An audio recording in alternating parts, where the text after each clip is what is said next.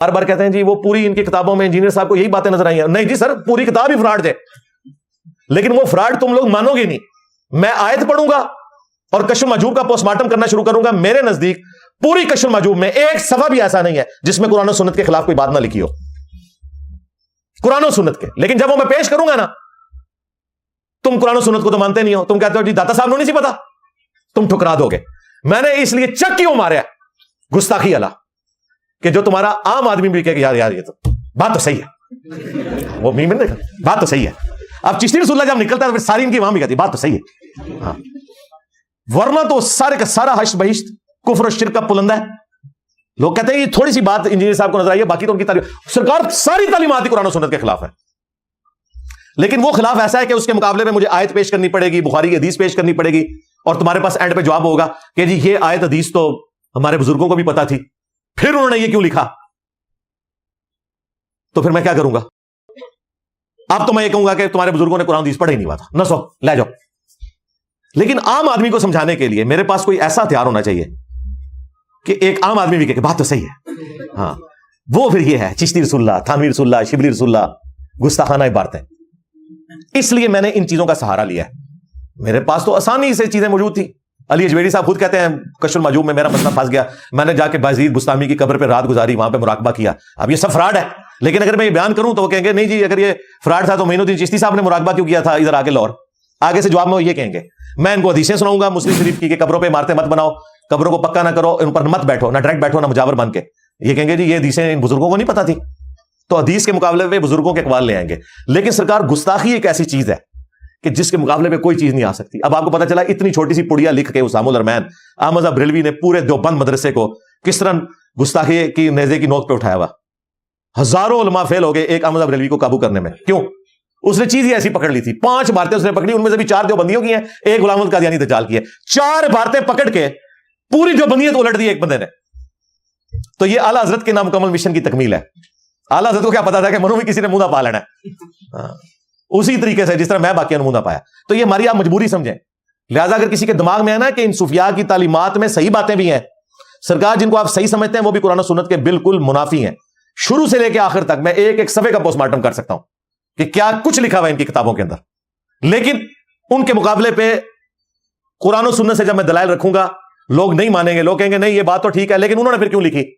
لیکن چشتی رسول اللہ, تھانوی رسول اللہ, شبلی رسول اللہ, اس میں کوئی نہیں کہہ سکتا کہ یہ کوئی معرفت کی بات ہوگی جو انہوں نے لکھی. آگے کہتے ہیں جی اگر یہ ہمارے بزرگوں نے کلمے پڑھائے ہوتے تو آج یہ عملی تواتر سے آگے چل رہے ہوتے ہیں کلمے. جی عملی تواتر سے چل رہے ہیں نا, تبھی کتابوں میں چھاپے ہوئے نا, تبھی تو 2009 میں مناظرے میں دفاع کیا ہوا ہے. خواجہ نے کیا فرمایا, سنو کہ میں کون ہوں اور کیا ہوں. محمد الرسول اللہ صلی اللہ علیہ وسلم کے دربار کے کمینے غلاموں میں سے ایک ہوں. لیکن ہم پڑھتے تو نہیں ہیں. وہ تو جناب قادیانی بھی نہیں, غلام قادیانی دجال کے نام کا کلمہ پڑھتے جائیں, وہ رسول اللہ کے کلمہ پڑھتے ہیں. آخری نبی نبی الاسلام کو ہی کہتے ہیں, وہ تو اس کو امتی نبی کہتے ہیں. آپ جائیں ان سے پوچھیں کہ بھی آخری کتاب کون سی, وہ کہیں گے قرآن. ان سے پوچھیں مسلمانوں کے 4 خلیفہ کون سے ہیں, وہ کہیں گے ابو بکر, عمر, عثمان, علی. ظاہر سنیوں میں سے ایک فرقہ نکلا تھا نا. قادیانی شیعہ کا فرقہ نہیں تھا, سنیوں کا تھا. حنفی, آج تک حنفی ہیں. تو باتیں تو ساری وہ بھی یہی کر رہے ہیں, لیکن ختم نبوت کے ساتھ انہوں نے جو کھلواڑ کیا اس کی وجہ سے ہم نے انہیں کافر ڈکلیئر کیا. تو قادیانی اگر کھلواڑ کریں تو وہ کافر ہیں. تم اور تمہارے بزرگ رحمت اللہ علیہ ہیں. الٹا جو تمہاری غلطی ہائی لائٹ کرے, بجائے اسے ایکسپٹ کرنے کے اس کے اوپر چڑھ دوڑو اور اس کے اوپر فتوے لگاؤ کہ اس سے تحفظ فراہم کیا ہوا ہے اور یہ اپنے حجرے سے باہر نہیں نکلتا. ہمارے علماء مناظرے کے لیے جاتے ہیں, یہ مناظرہ نہیں کرتا. وہ کون آیا تمہارے بڑوں میں سے, بتاؤ. تمہارے بڑے تو اپنا عقیدہ چھوڑ گئے میری وجہ سے. مفتی منیب صاحب کو فتویٰ لکھنا پڑ گیا. مفتی منیب ان کی صلح کرانے ہر جگہ پہنچے ہوتے ہیں نا. جیل مانا کو مسئلہ تھا, چلے آن لائن آ جاتے, انہیں پتہ صحیح باتیں کر رہے ہیں. الٹا جب مفتی انیب قریشی یہاں سے ہو کے گیا, انہوں نے مفتی انیب قریشی کے خلاف ویڈیو بنا دی کہ یہ کون سا مناظرہ ہے کہ اکیلا جائے بندہ اور اکیلا بھاگ کے تو فتح یاب ہو کے تو واپس آ جائے. وہ ویڈیو دیکھیے. مناظرہ کرنے چلے گیا, مناظرے میں فاتح بھی ہو گئے. اب کوئی پوچھے کہ مناظرہ تو تب تو جب 2 بندے اتفاق کریں. نمبر 2 یہ کہ مناظرے کا موضوع طے ہو. نمبر 3 یہ کہ دونوں کا موقف پہلے طے ہو کہ بھئی کیا ثابت کرنا ہے اور کیا رد کرنا ہے. پھر دونوں طرف سے ثالث بھی ہوتے ہیں. پھر مناظرے کا ماڈریٹر بھی ہوتا ہے.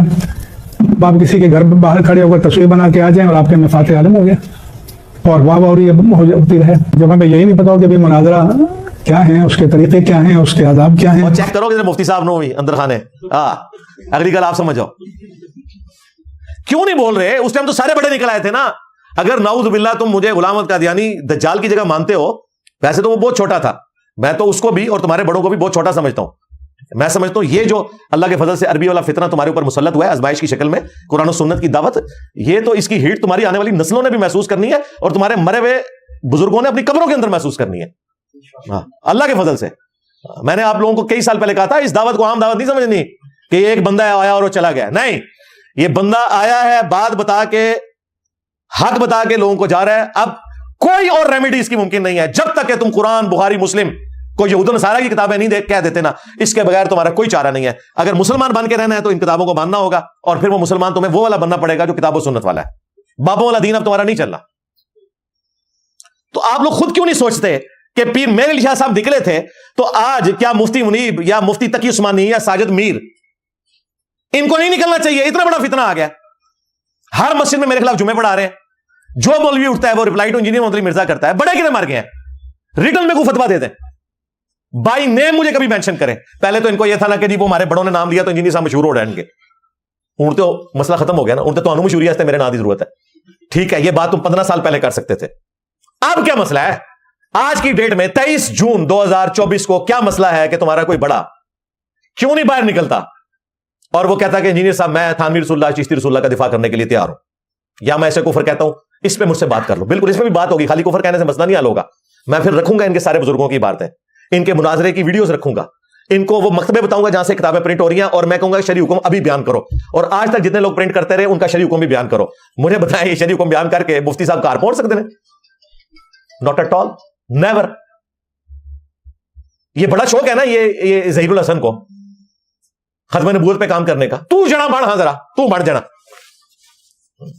میں تیرے بابے آنے کا تو سب سے بڑا ذلیل ہے, سب تو بڑا ذلیل ہے کائنات. ہاں جی, تو سب تو بڑا ذلیل ہے. کیوں جی؟ ازل الازل تو, ہاں ذلیلا تو بھی تو بڑا ذلیل ہے. اور میم کے اندر لگا ہوا ہے, تو نکل کڑچیا باہر, تو کہہ رہی ہے چشتی رسول اللہ غلط ہے. اور ایک ایک کتاب کا نام ہے, پیر میرے علی صاحب دی, تھانوی صاحب دی, احمد بریلوی صاحب دی, اور انہوں مولویوں کا بھی نام ہے جنہوں نے مناظرہ دفاع کیتا ہے. بالکل زیرو ٹالرنس ہے. اب یہ انہوں نے بار بار یہ کر کے مجھے اس نہج پہ پہنچا دیا ہے کہ میری بالکل زیرو ٹالرنس ہے اب ان کے بارے میں, کلیئر کٹ. ٹھیک ہے, تحفظ فراہم کیا ہوا ہے. تحفظ تو تم لوگوں کو فراہم ہے. پوری دنیا کے مسلمانوں کو تم مرتد اور کافر کہتے رہے, پوری دنیا کے مسلمانوں کو تم گستاخ رسول کہتے رہے. پورا فرقہ اس کے اوپر کھڑا ہوا ہے کہ باقی سارے گستاخ رسول ہیں. آج تمہارے بزرگوں کا کام جو ڈالا ہوا میں نے نکال کے باہر تمہارے سامنے رکھا ہے, تو آج تم لوگوں کو جو ہے وہ اس کی ہیٹ فیل ہونا شروع ہو گئی ہے. ساری پرانی چیزوں کے اوپر معافیا مانگو تم, ادروائز یہ بھگتو گے, تمہاری آنے والی نسلیں بھی بھگتیں گی اگر ہوئی تو. ویسے تو ہونے والی نسلیں چینج ہو گئی ہیں, تمہارے بزرگ سارے فیل ہو گئے. یہ تمہارے ساتھ ہونا تھا. 1200 سال میں جو تم نے عزت ویل کی تھی نا, 12 سالوں کے اندر ایک نعرے نے ان کے بابوں کا سارے کا سارا فرقہ اکھاڑ کے رکھ دیا. میرے نبی سا ہے ہی کوئی نہیں, تیرے بابے تھے شاہی کوئی نہیں. صلو علی محمد وعلی محمد, اللہم صلی علی محمد وعلی آل محمد واصحاب محمد وازواج محمد وامت محمد اجمعین الی یوم الدین, آمین.